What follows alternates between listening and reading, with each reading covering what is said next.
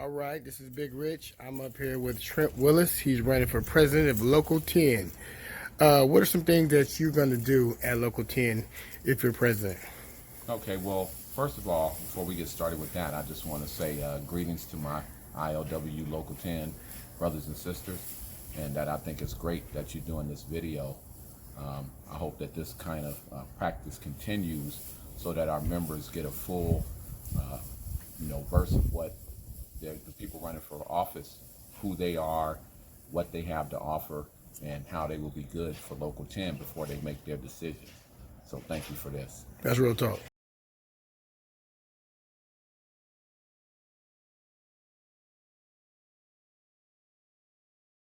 All right, we're sitting here with Trent Willis, who's running for Local 10 president. I do these videos so that the membership can actually figure out who they're voting for, since we don't have a debate stage where the candidates can sit there and debate each other. Derek Muhammad, Trent Willis, but at least you can look through these videos and you can, pick the candidate that you think that's going to represent you in Local 10. Okay, Trent, tell us about your experience. My experience, I have extensive experience within Local 10, and are you talking about as far as union office? Yeah, in terms of your experiences running as president or BA, or what boards have you served? Okay, well, basically, the position I'm running for now, which is Local 10 president, I've been Local 10 president before. In 2005, I've been the Local 10 vice president. I've been the BA multiple times, I think 7 or 8 times. This might be my 9th time, and I'm the BA now. I've served on the grievance committee multiple times. I've served on the Stewards Council. Did I say grievance committee? I meant executive board. I've only served on the grievance committee once. And I've been serving in union office. I took a little break there for a few years, but I've basically been serving in union office since I became an A-man, starting in 2001, all the way until now, if that answers your question. Yeah, okay, so in terms of experience, what makes you, demand for the job in terms of like negotiating with PMA? Have you served on the LRC board? I've served on the LRC multiple times. I'm an experienced arbitrator. I've had to deal with the employer as far as, everything that we do, contract, arbitrations, LRC minutes, all of those items are left up to interpretation. So over the years, you learn how to, I wouldn't call it debate or to negotiate on a bi-weekly basis with the employers at LRCs by the interpretation of what's on the table. As you know, the contract is filled with words like may and shall and thus and though, and you have to understand how to interpret that to where you are interpreting it in the way that it's written.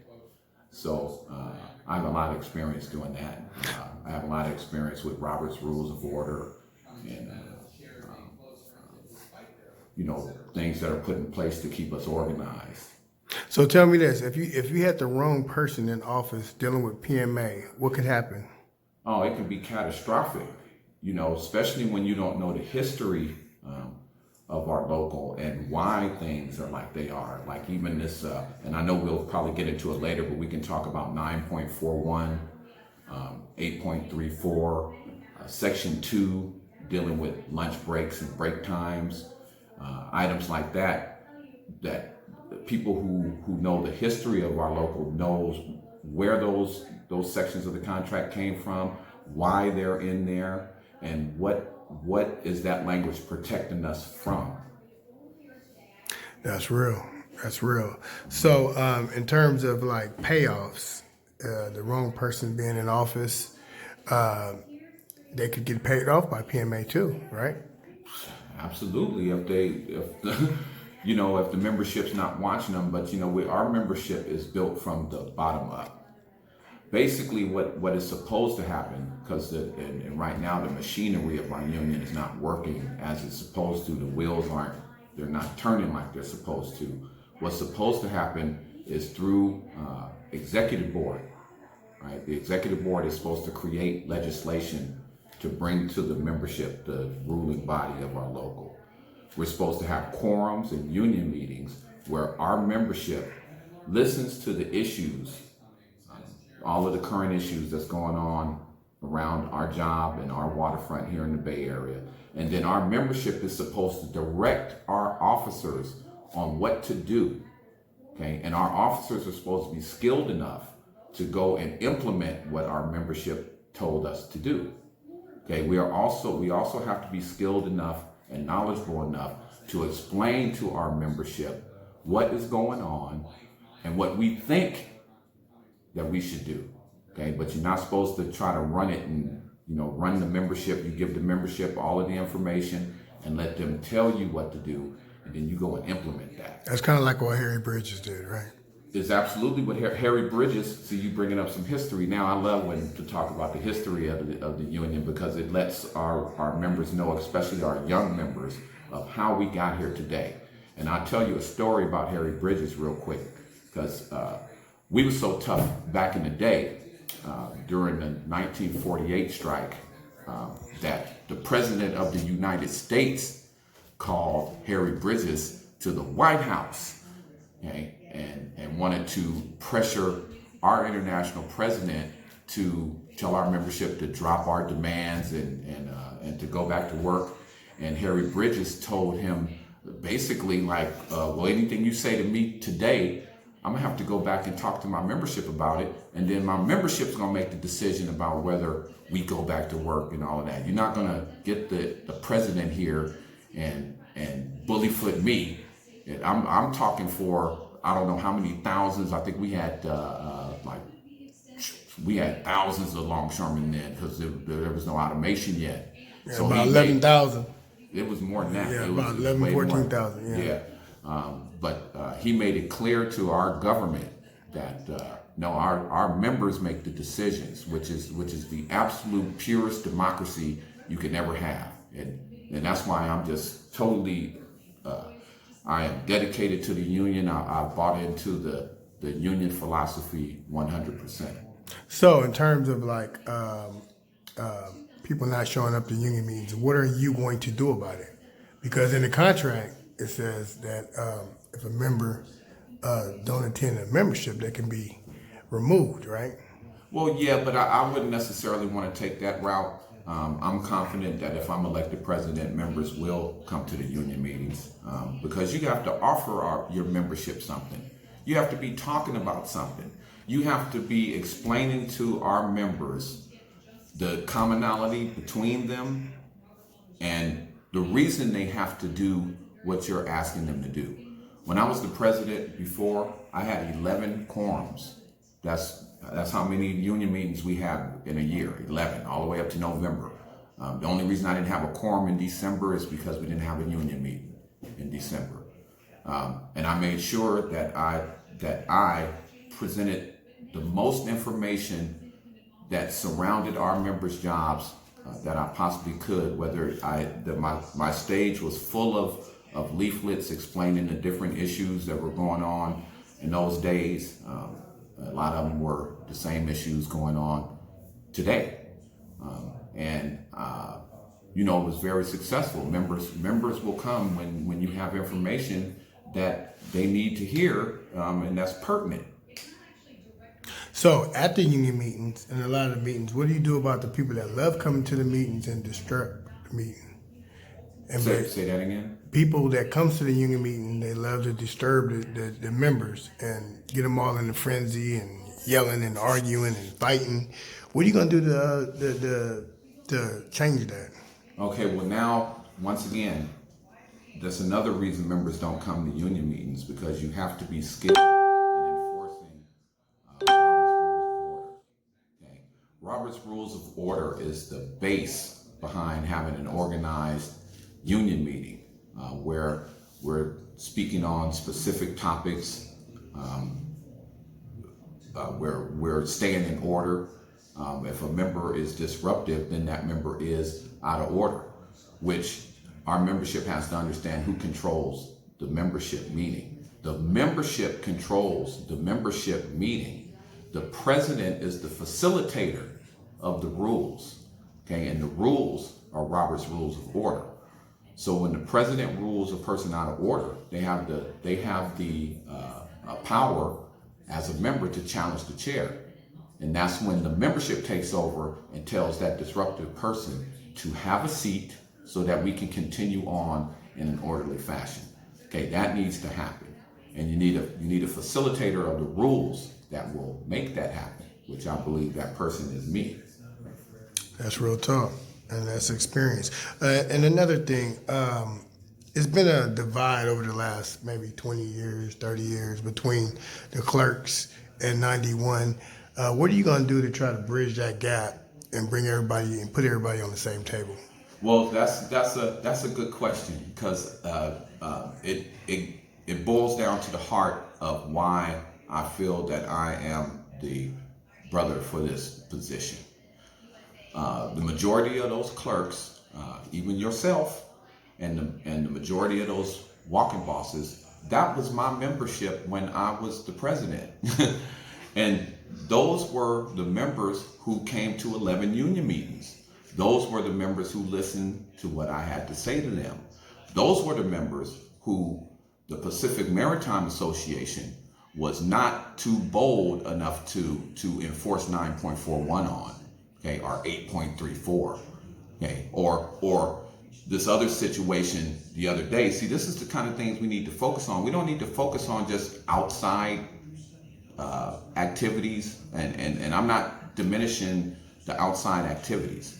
What I'm saying is, when you have an employer like SSA who puts over 60 longshoremen on non-dispatch after a horrific accident when a longshoreman flew out of the window of the tractor, okay, and laid on the ground, almost dead, okay? You had the clerks stand by. This was recently, this just happened on October, I believe it was October 11th. I'm not sure, you might have to correct me on that. But the clerks stood by because it was a horrific accident, and the of course, you know, the longshoremen can't work without clerks.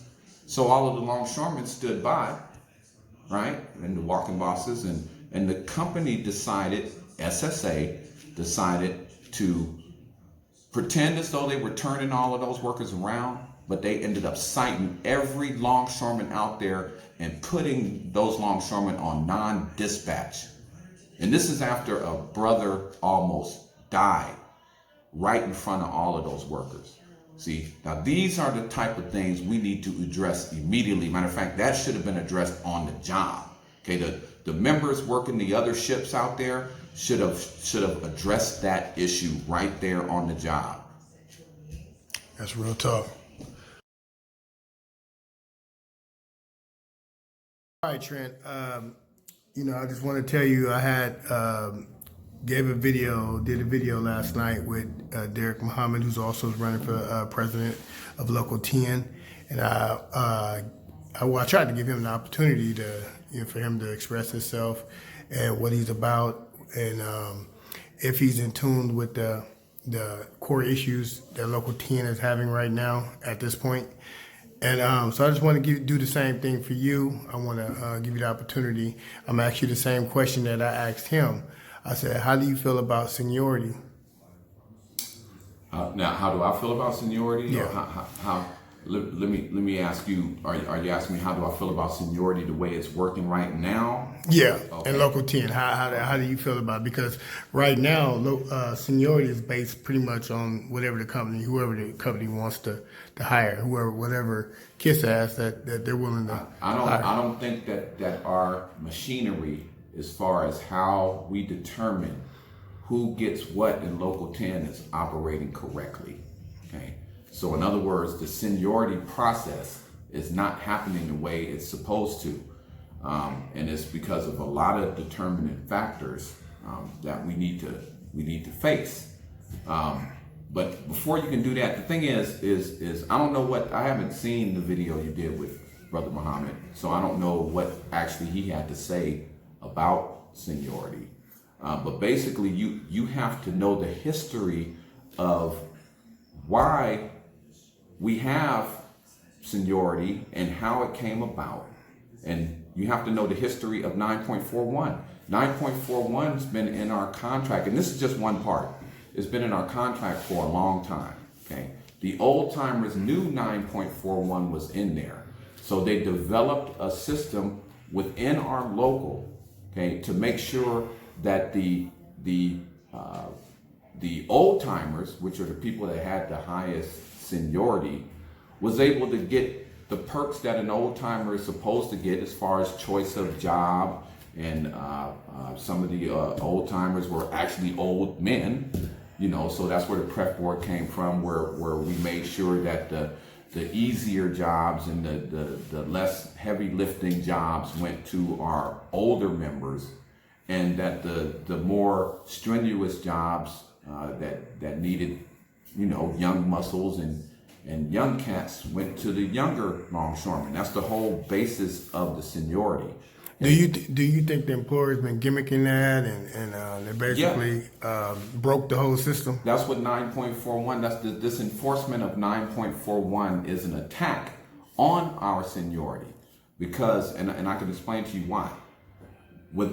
Within our local, we have a 5-year rule, right? When you get your A book and you're placed on the whole board, and you're supposed to operate tractors for 5 years.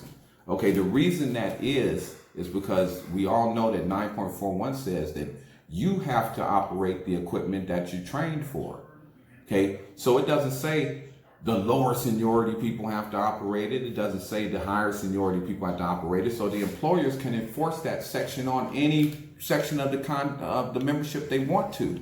Okay, when our old timers clearly put in place that section of the contract was to be enforced on the lower seniority people, so that the higher seniority people would have the opportunity to choose their jobs first and not be obligated to operate the tractor.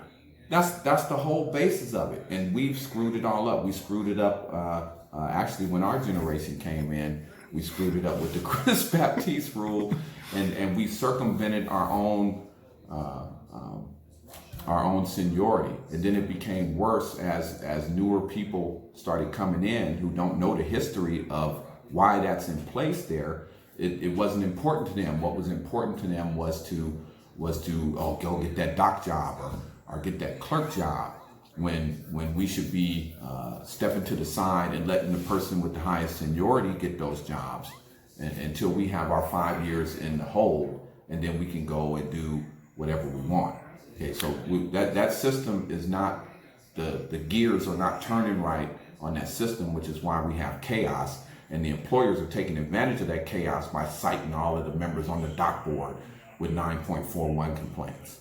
So tell me this, we have a lot of young members that's uneducated about the union. What are you going to do about it? Educate them. and the way you educate them. But the youngsters nowadays, they're not really concerned about the union. They just want to get paid. I would have to respectfully disagree with that. As you know, I serve as the weekend BA right now. I'm always out on the job. You see me driving around in my truck. And what's your biggest complaint? About our when you come members? to the job. No, when you come to the job, what's the biggest complaint? Well, let me answer your first question first about the younger members. There are plenty of younger members. They are starving for information. They crowd around me every morning when I'm at the dispatch hall asking questions about what they should do. So there is a I would say a want from our younger members to know what to do. We just have to have somebody who is effective at explaining to them the ways of the union. We have to, you watch football or basketball, right? Right. Let's say the Golden State Warriors, okay? The Golden State Warriors are not a good basketball team because they don't listen, okay? The Golden State Warriors have a coach. He explains the plays and the procedures to them, and the players have bought into that system. Okay, so it doesn't really matter the age of the longshoremen. We have older longshoremen that haven't bought into the system. We going out on the field or on the court, and we ain't running no plays. And PMA is running all around us. They running plays, they blitzing, they doing all kind of stuff, and we just running all over the field. So what are you gonna do to change that? Well, because I think Derek Muhammad said that he's going after the core issue of the Oakland A's, and that's going to be his thing to try to change the waterfront. Okay, that's not enough. But what are you going to do? What are some things that you're going to do? Because that's his core issue. You only have one issue. Yeah, I tried to get him into talk about seniority, and I'll let y'all judge that. See, let me be clear. Okay. When you have new members that are coming in, and even if they're old members that aren't educated, you have to start with the basics. Okay.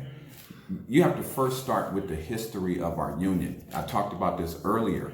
When you know what the history of our union is, you know as far as what you have to do to fight the Oakland A's stadium or these outside companies coming in with empty yards. You know what to do when the employers try to enforce 9.41. Okay, you know what to do when the employers, the incident I mentioned earlier about the brother who had the accident in the tractor, and the employers cite everybody out there. See, I know what to do about that, and you have to be effective at explaining to our membership what to do, and you have to tell them why they need to buy into that system. Okay, if you're talking to members and you're just telling them, we can't let them build this stadium because it's going to affect our jobs. Okay, they can't see that. You have to tell them the history behind why in the past our old timers would have never allowed them to build that stadium. And it goes all the way back to the 1934 general strike, okay, where basically the longshoremen led a community-driven campaign around the city for everyone to strike because the employers and our local government wasn't listening to us. That was a strike against both of those entities, not just the employers. That's what you got to understand. Now you got a situation where our government entities are teaming up with the employers and they're doing what they want to do again. We have to organize the community and stop them. But you have to be able to explain to the people who you're organizing the history behind it so they know, we had to spank them before. I see now. We had to do this to them before so they can respect us enough for when somebody wants to build a stadium down there, they have to come talk to the union first, which what we would have told them. No, you ain't gonna build a stadium on land where we work terminals, where we move containers, where we have our training center. Okay, why don't you go down there and build a daycare center for the workers in this city? Why don't you go down there and do something that benefits the city? Okay, longshore jobs pay top-notch wages, and we have top-notch benefits. Okay, the jobs that they're talking about providing down there are minimum wage jobs. Those aren't the kind of jobs that we want for our citizens of Oakland. Non-union jobs where you can get fired for nothing. Okay, you got women. Okay, and we can talk about women of color in particular are the last on the totem pole when it comes to pay. If they're not represented by a union that promotes good jobs, good wages, equality for men and women, because I know down on our job, which is one of the things I love about our union, is that the women on our job, no matter what color they are, no matter what religion, no matter where they come from, they make the same wages as the men down there. A sister operating a crane, because I'm on the crane board, makes the same as me. She's my partner. It's total harmony down there, and that's the kind of thing we need to protect. Oh, that's real. That's real. So, in terms of divisiveness that the employer, what are you going to do about, the company using the divide and conquer tactic in terms of who they're promoting and the things that they're doing on the job? Well, the thing about that is what's in the power of leadership is to first educate our membership as to what is happening. Okay, our membership is the one that has to make the decision to stop those things from happening. Which explains the dysfunction I was talking about earlier about not having union meetings. Okay, not being able to inform our membership as to what is happening. You have a lot of members complaining right now. They don't understand why a lot of things are happening because some kind of way there's a breakdown between our officers and the communication getting to our membership. Okay, and we could talk about that all day about far as why that is. The bottom line, that's the base problem. Okay, now when a member is educated and knows exactly what the issues are, and knows exactly what we're facing, then that member or members can then make an intelligent decision, okay, inform their officers of what they want to see done, and then our officers go and carry that order out. It's very simple the way I'm explaining it, but it's kind of the hardest thing to get done. If you don't know our history, you have to know our history and what we've done in the past in order to be effective in getting the information out to our members so that they know what to do, about it.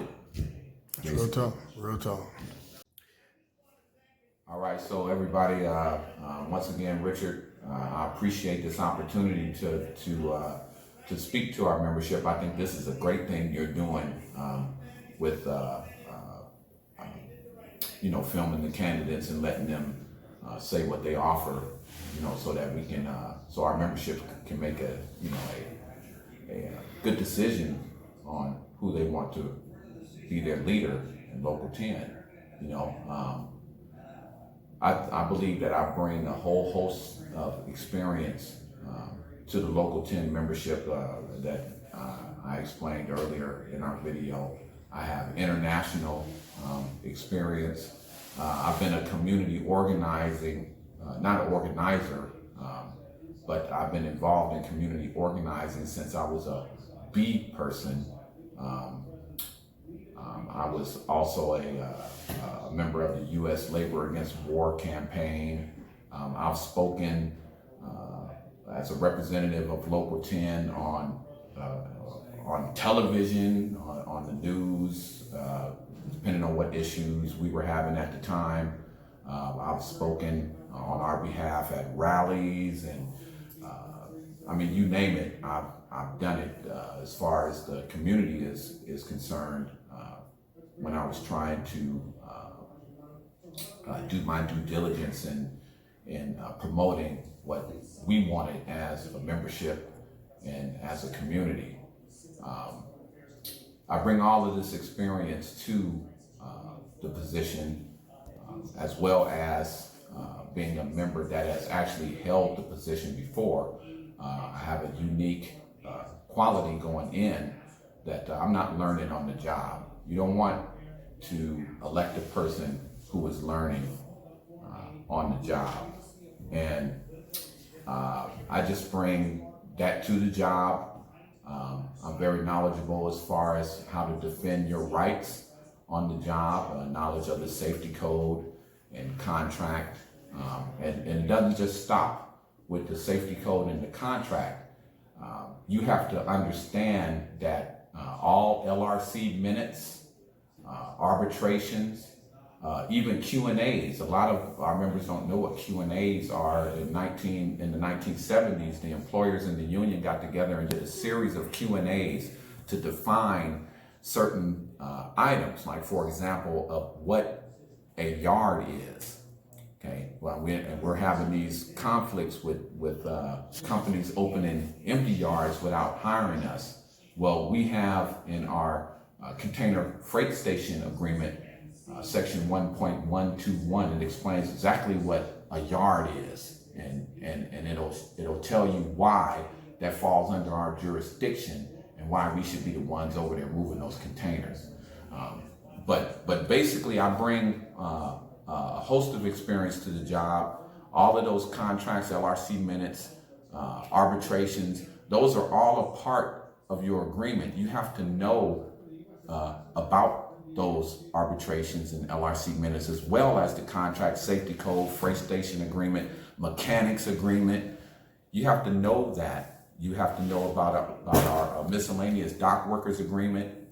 When you're dealing with stores and you're dealing with the passenger ships, you have to know all of these different agreements so that you can effectively represent members who are working those jobs. It's a very simple concept, but I bring that quality to our membership. I've been around a long time. I was taught by the best, and I've actually served in these positions where I had to do arbitrations and had to be a member of the LRC, and I've had these discussions with the employers, and I know how to maneuver my way around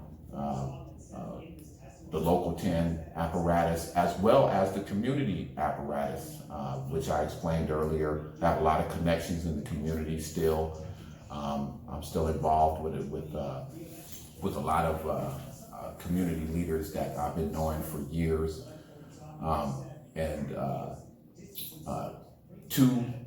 The battles that we have are on multiple fronts. So we don't just need to talk about what's happening on the outside of Local 10. We need to talk about what's happening on the inside also.